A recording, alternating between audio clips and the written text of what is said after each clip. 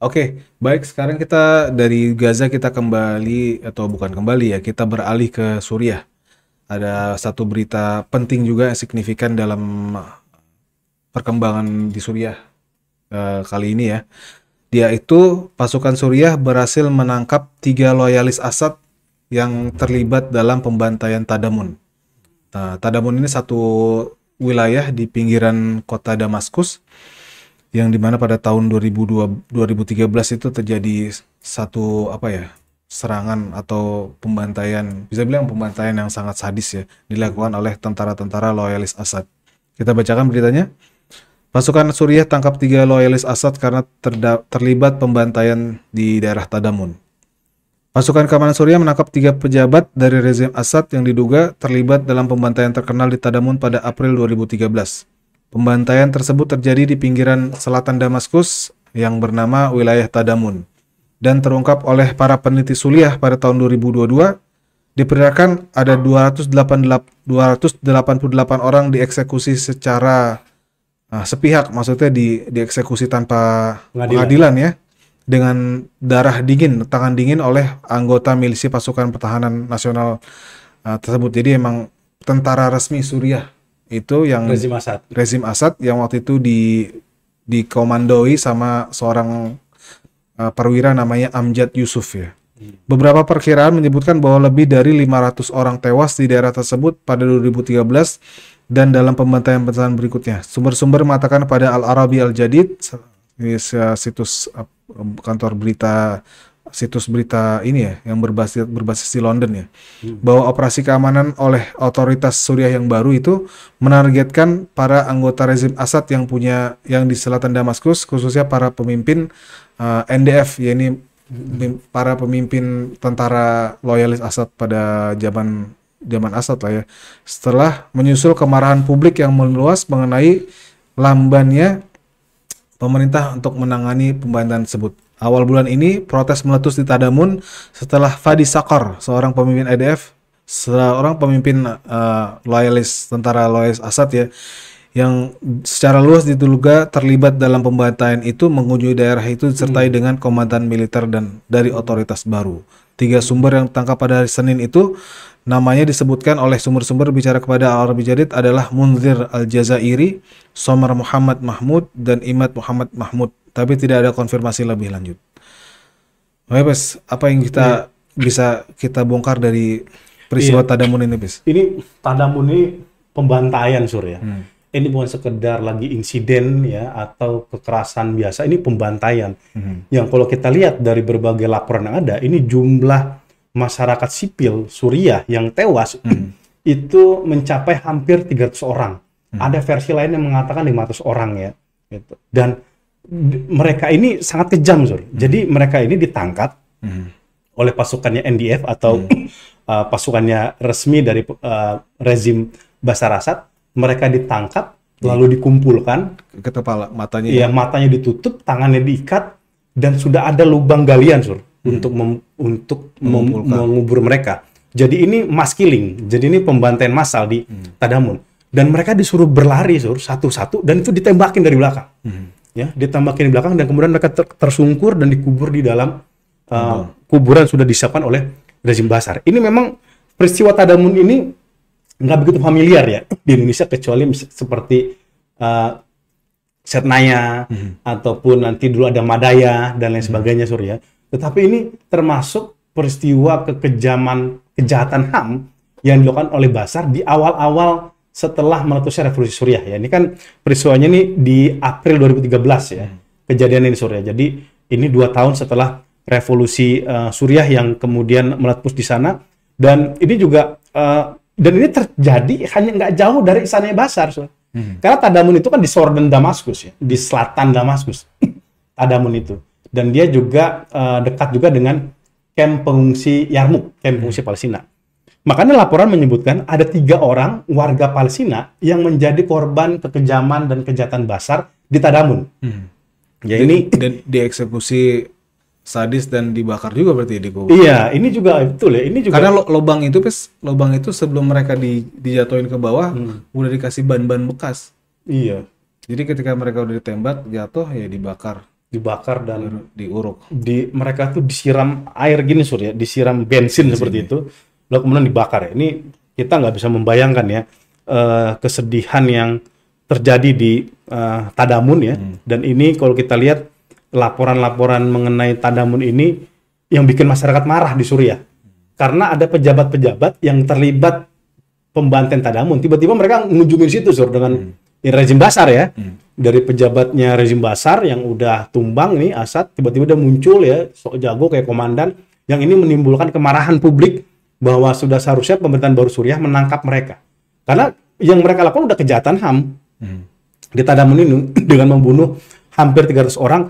Dan ini ada kisah nih Surya. Ini ada laporan dari The Action Group for Palestinians of Syria. Ini laporan tahun 2023 ya Surya. Yang ini laporan mengenai situasi pengungsi Palestina di Syria. Dan salah satunya ialah menyebut terkait pembunuhan 3 orang warga Palestina di pembantaian di Tadamun. Ini ada 3 orang itu yang mereka itu pengungsi statusnya ya. Orang Palestina ya? Ya, dia penghuni kamp pengungsi Yarmuk ya. Itu kamp pengungsi Palestina. Ada Wasim Omar Syam, ada Said Ahmad Khotob, ada Abdul Ai Al-Kubro yang warga kamp Yarmuk ya di sebelah selatan. Dan ini yang salah satunya yang korban kekejaman Assad di Tadamun ini Wasim Syam. Ini dia ini kelahiran tahun 80 dan alumni Institut Keguruan ya di Damaskus. Tiba-tiba dia ketika keluar dari kamp Yarmuk ini sedih, dia keluar untuk mencari tepung bagi keluarganya yang kelaparan. Karena kamp pengungsi Palestina di Yarmuk itu benar-benar nggak diperhatikan oleh Bashar Assad. Dan waktu itu emang lagi di blokade juga ya kayak. Di blokade karena mereka dianggap mendukung perjuangan masyarakat Suriah. Dan ini Wasim Syam yang ini nggak ngerti apa-apa, tiba-tiba dia keluar dari kamp Yarmuk untuk membeli tepung bagi keluarga yang kelaparan, tiba-tiba dicokok sama tentaranya Bashar. Ya, ditangkap lalu kemudian dieksekusi dalam peristiwa Tadamun yang ini juga membuat kemarahan. Dan menariknya beliau ini ternyata ini cucunya Said Khotob Sur. Ini salah seorang tokoh Palestina yang tewas dalam pembantaian Ain Zaitun ya oleh milisi Zionis. Jadi kakeknya dibunuh oleh rezim Zionis, ya, cucunya dibantai oleh rezim Alawiyah, ya, rezimnya Bashar Assad gitu. Dan ini 3 orang yang terjadi dan ini makanya kan membuat concern perhatian betul ya masyarakat Palestina tentang nasib warga Palestina di kamp pengungsian di Yarmuk di selatan Damaskus. Iya dan lucunya ya bagi masih yang pada bingung dengan rezim Bashar Assad ya, ya dan mereka punya kepedulian terhadap Suriah ya, terhadap Palestina lah ya. Iya. Ya ini selama yang dilakukan pada orang rezim Assad terhadap orang-orang Palestina di Suriah. Dan ini kadang-kadang ya ini sikap ambigu ini juga ditunjukkan. Aneh langsung ngomong aja lah, para mahasiswa-mahasiswa Indonesia yang di Suriah ya, PPI Suriah. Ya ini sempat aneh tuh sempat juga wawancara dengan Ketua Rabithah Ulama Syam, Syekh Usama Rifai ya.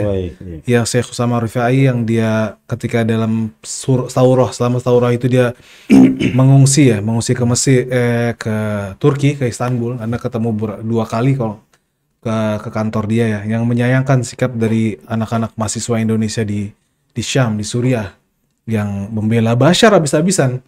Padahal dia udah tahu yang dibunuh di Tadamun itu ya itu karena sama Bashar, yang dipenjara di Setnaya itu yang dilakukan oleh Bashar dan antum-antum itu ya begitu sekarang. Itu mengerikan sekali kalau menjustifikasi dan bahkan kita jelas-jelas aja sekarang udah yang jelas sekarang para pejuang Suriah ini menunjukkan sikap yang sangat kelas berkelas lah ya. Mulai dari mereka merebut Damaskus dengan minim pertumpahan darah, nggak seperti yang di antum-antum sebutkan itu ya. Ketika jatuh Damaskus nggak ada tuh ulama-ulama dari pro Bashar yang ditangkap dan dipersekusi kayak model sekarang Syekh Taufik Al-Buti, anak dari Ramadan Al-Buti masih hidup. Bahkan Syekh Ahmad Hasun yang antum tahu sendiri bagaimana kerasnya dia mendukung Assad ya. Dia masih hidup walaupun sempat ada video viralnya beliau dikepung, tapi dikepung sama warga yang emang udah tahu juga istilahnya belangnya dia ya, yang selama ini menutupi dan mendukung kebingisan dari rezim Bashar al-Assad, dan ini disayangkan. Dan ya aneh mengomongkan ini karena emang yang menyayangkan itu emang para ulama sendiri. Syekh Utsama Rufai itu nggak bisa ditolak lagi ya, nggak bisa dibantah lagi kalau dia emang ulama Suriah, kelahiran Suriah, dan nggak bisa dibilang dia ulama Wahabi karena nggak ada Wahabi-Wahabinya. Nggak ada Wahabi, Asy'ari juga. Kalau untuk mau, tapi gitulah. Tapi mudah-mudahan yang ini sering disinggung juga nih anak-anak PPI Syam Suriah mengenai hal ini nih. Nah ini Sur, ini juga ini menariknya Sur ya, di laporan dari Action Group for Palestinian of Syria nih ya, soal persekusi yang dihadapi para pengungsi Palestina. Ini sampai ada kewajiban di rezimnya Bashar kepada pengungsi Palestina untuk ikut wajib militer.